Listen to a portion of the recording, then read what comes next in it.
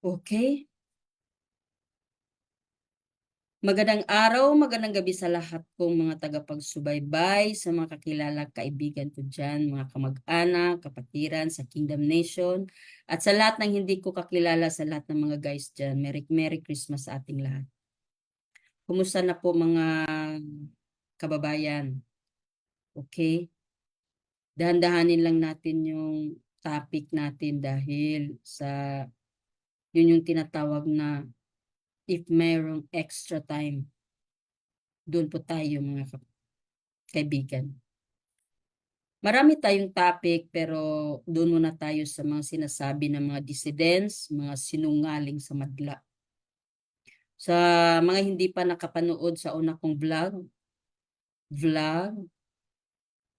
manood na po kayo. Pakilala ko lang ulit, ako. Ako si Tring Caminong Tormis, biological sister of Arlene Caminong Stone. And yung number 1 na sinungaling sa madlang people. So, para sa kaalaman ng lahat, Arlene Stone is 7 years in the ministry as a full-time worker, and I am 32 years of being full-time worker in the kingdom. Okay. Nasagot ko naman yung mga pagsisinungaling ni Arlene doon sa una kong vlog. Yung pagsisinungaling niya na pinilit daw siya na mag full-time, traffic daw siya, makapal lang talaga ang mukha niya siguro. Matindi ang kontrata siguro sa pera, babaeng yan. Kaya lahat ng pagsisinungaling, ginagawa. Baka naghihirap na talaga itong mga taong ito. Pinapakain ng pera para magsinungaling. Nasagot ko na rin yung pagiging pastoral daw niya. Wala yan siya sa listahan, mga kababayan. Wala sa listahan ng pastoral. Pamati lang niya yan. Mayroon ding mga pastoral talaga na mga kasabwat niya ngayon na giuto-uto din siya. Yung mga galing sa loob din ng mga pastoral na mga makalaman, yung mga walang ginagawa kundi mamaligya sa kanilang mga laman, yan yung mga kasama niya ngayon. Yan yun din yung nagpi-feed sa kanya ng mga kasinungalingan. Kaya yun din yung dinadala niya sa madla, yung kasinungalingan. Kahit anong klaseng kasinungalingan, merong tatayo na katotohanan. At dyan kayo nagkamali. Kayong mga sinungaling. Kayong mga nagdadrama-drama, nagipang-rape daw ko noon ni pastor. Mga feeling beautiful talaga kayo. Ang papangit nga ng mga iba sa mga balyena pa. Tapos ipang-rape daw kayo ni pastor.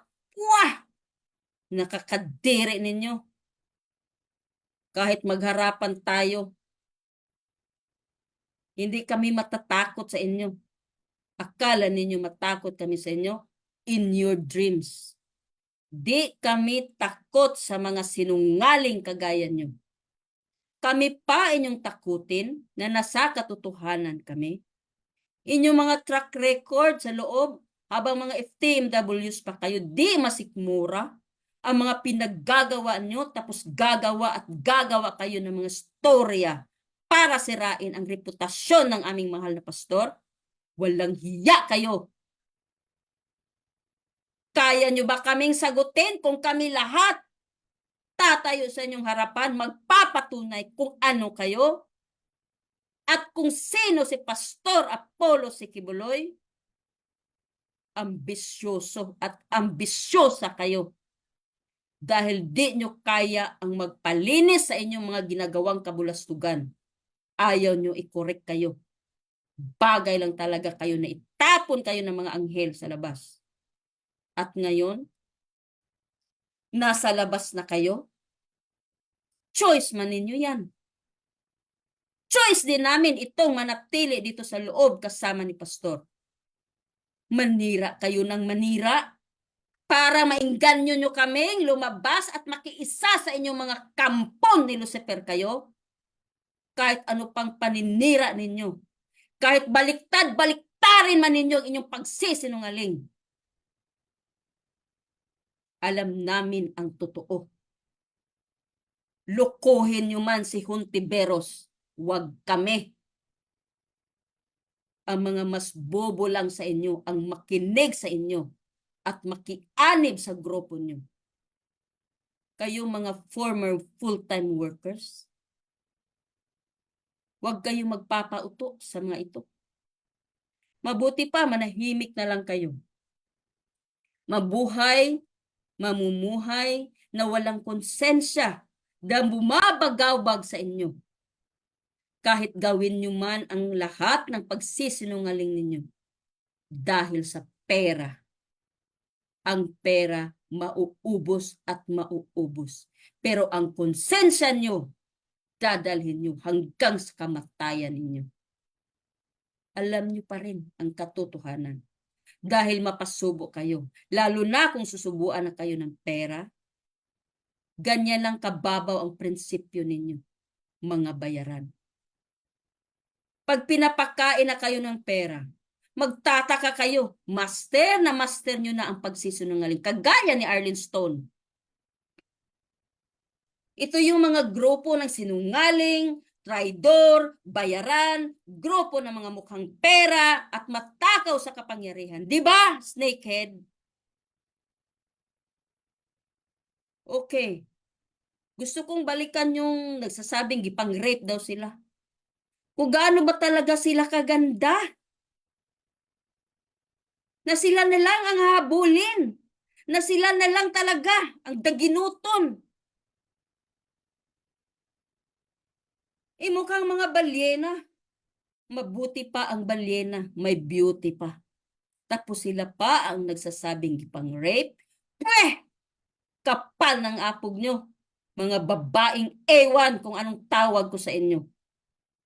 Alam namin kung sino-sino kayong mga balyena at mga pangit na nagdadrama na gipang-rape daw. Kapal naman ang mukha nyo. Kasing kapal ng ilong mo. Nakakadiri ka. Kahit na lang siguro ikaw ang mag-isa sa mundo, walang aso na lilingon sa'yo, mahiya ka. At ikaw, Arlene Stone, ano yung sinasabi mo? Na nagtitinda ka, na tinuruan ka, na magpipi? Hoy, ubod ka talaga ng kasinungalingan. Ayan, Arlene Stone is certified liar. Hoy, wag mong idamay si pastor sa kagagahan mo, babae kang walang hiya ka. Walang hiya kayo? Mayroon bang nagturo sa inyo na magpipi kayo? Ginagawa ninyo yan dahil sa katigasan ng ulo nyo. Bakit? Kayo lang ba ang nagtitinda? Huwag mo kaming lukuhin. Dahil ako mismo, nagtitinda din ako. Ginawa ko din ang pagtitinda ni kahit minsan, hindi ko ginawa ang magpipi kagaya ninyo. Mag-amang-amang kayo? Mayroon bang nag-utos sa atin na mag-amang-amang tayo? Magpipi-pipi tayo? Sincero ako sa pagtitinda ko. Hindi ko ginagawa yang ginagawa ninyo. Ginagawa ninyo lang dahil sa katigasan ng ulo ninyo. Tapos proud ka pa na asset ka sa loob. Oo nga, super pa nga eh. Super asset sa katigasan ng ulo mo. Kaya ka nga nagpipi-pipi kay ambisyosa ka. Gusto mo mas malaki ang kita mo kaysa itulong mo sa gawain ng Ama. Para makabili ka ng pansarili mong gusto. Kaya ka nga umalis eh. Kaya diskontento ka. Sa bagay, choice man ninyo yan. Hanggang doon lang ang papel nyo sa bansang kaharian. Tapos ngayon maninira kayo, pinipicture out nyo na naghihirap kami dito sa loob, na nagsisinungaling kayo sa madla, na pinapahirapan kami dito ni Pastor Apollo, Hoy Arlene Stone, hindi namin ipagpalit ang buhay namin sa buhay na pinili ninyo. Kahit mga bata dito sa loob ng bansang kaharian, magaganda ang buhay namin dito lahat. At bakit kayo naninira? Dahil may ambisyon kayong kukunin ninyo ang mga gipang-invest ng mga pinagkakaisahan ng mga anak ng ama sa loob ng bansang kaharian. Ano kayo? Hello? Mga mukhang pera talaga kayo, ang iba sa inyo. Niwala nga kayong karanasan sa sacrifice. Kung kwintahin, luging-lugi nga ang ministry sa inyo. Makakapal ang mukha nyo. Mga alimatok. Lalo na yung pinaka-leader nyong snakehead. Parang saan galing? Dumating kayo sa kingdom. Di nga kayo marunong maligo. Ang baho ninyo. Tapos ambisyoso, pareho kayong lahat. Huwag kayong magpamati na matatakot kami sa inyo kay kilala namin kayong lahat. Ito ang tandaan ninyo mga alipores ni Snakehead. Lalo ka na Arlene Stone, na speaker ng mga demonyo sa impyerno. Napasubo ka, di ba? With contract ba yan? Kaya grabe ang kapalan ng pagsisinungaling mo, kaya nagpautok ka sa mabahong kilikili na yan. At ngayon, ganun din ang ginagawa mo. Mangungutok ka rin sa madla.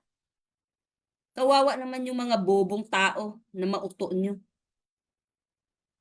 Senator Risa Hontiveros, mataas ang pagtingin ko sa inyo, ma'am. Pero kung ito, mga taong ito ang mag-uuto lang sa'yo, mabuti pa ang grade 1 section 10 sa'yo, ma'am. Ka may discerning pa at marunong pang mag-analyze sa lahat ng mga pinagsasabi. Huwag nyo ibaba ang kalidad ng inyong pagkasenador. Mauto lang pala kayo ng mga sinungaling na ito. At ito pa, ano daw yun? Pinapalo? Mabuti nga sa'yo, napalo ka. Kay magnanakaw ka sa kaban ng kingdom. Kay mukha kang pera. Makalaman ka. At ikaw, Arlene Stone, sinungaling ka. Pinalo ka. Kay bakit? Pinalo ka ba dahil mabait ka? Pareho tayong dalawa, pinalo din ako. Dahil ginamit natin ang pera ng ministry sa panunood natin ng sine. Gagaman di ay ka. Di dapat noon pa lang. Pinapapili tayo kung palo o lalabas. Di dapat pala. Noon pa lang, pinili mo na sana ang lumabas pa. Dapat lumabas ka na noon pa. Pero bakit ka nag-decide na magpapalo? Dahil pinili natin ang Luke 12:47. And that servant which knew his Lord's will and prepared not himself, neither did according to his will, shall be beaten with many stripes. We are subject of this Luke 12:47. Dahil ang standard ng kaharian ng Ama is to do and follow the Father's will. Dahil nanood tayo ng sine noon. Kung noon nga ako sa labas, pinagbawalan nga ako ng nanay ko manood ng sine, pero dahil sa katigasan ng ulo natin, dahil nagrebelde tayo sa kalooban ng Ama, kaya nagawa nating manood ng sine. Ginastos natin ang pera ng ministry na pinagkatiwala sa atin. At bakit, Your Honor? Sa inyo ba sa Senado, ginatolerate ang korap? Nagtatanong lang po. Dito sa kingdom, pinakamalaking kasalanan yan sa batas ng bansang kaharian. Tapos ngayon pa kayo magreklamo? Ka-OA ninyong mga lolo at lola na kayo. Ngayon pa kayo magreklamo? Sobra pa sa panis ang inyong pagka-OA. karon pa magreklamo, nagipalo kayo. Shame on you. Ako, sobrang grateful ako kay Pastor Apollo. Nagsakripisyo para sa akin, maituwid lang ako sa lahat ng mga kamalian na nagawa ko. Maraming salamat po, Pastor, sa pagsakripisyo mo para sa akin. Taos puso ko yun tinanggap. Yun ang nagiging remembrance ko sa tunay na pag-ibig ng Ama sa akin. Naramdaman ko na mayroon ako palang ama na nagdidisiplina sa akin. Kahit lumaki ako na walang biological father. At kay pastor ko yun naramdaman. Noong time na pinalo ako dahil sa mga kasalanan kong nagawa. Tapos kayo, ngayon lang kayo magreklamo. Kauto-uto na lang talaga sa mga senador na mapasok nyo sa inyong bulsa. Attention, honorable senators, your honor. Huwag kayong magpapauto sa mga ito. Mga lahi ng scammer yan dito sa loob na nagpapanggap ng mga workers. Pero kung ganyan din kayo, natural, magkampihan kayo. Mga scammer, mga oppressor. Pero hindi kami matatakot dahil nasa katotohanan kami. At alam namin na ang backup ng katotohanan, ang Ama na nasa langit.